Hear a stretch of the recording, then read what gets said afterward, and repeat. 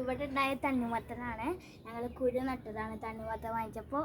അപ്പം ഞങ്ങൾ ഇതിന്ന് മുറിക്കാൻ പോവാണ്.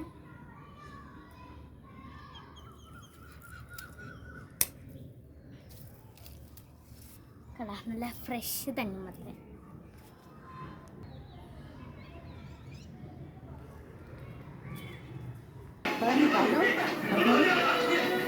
ഹലോ ഗൈസ്, അപ്പോൾ നമ്മൾ ഈ തണ്ണിമത്തൻ മുറിക്കാൻ പോവുകയാണ്.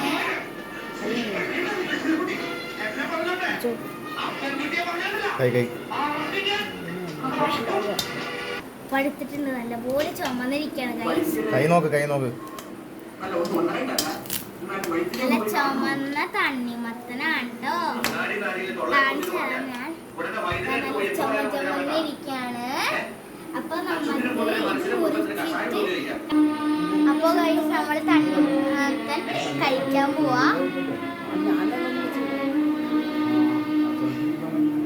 സൂപ്പർ ആയിട്ടുണ്ട്. എല്ലാം മധുരം എല്ലാം ചേർന്നിട്ടുണ്ട്. അപ്പൊ നിങ്ങളും നിങ്ങളുടെ വീട്ടില് കുരുവൊക്കെ നട്ടിട്ട് അത് വലുതാകുമ്പോൾ എടുത്ത് കഴിക്കണം. Bye bye.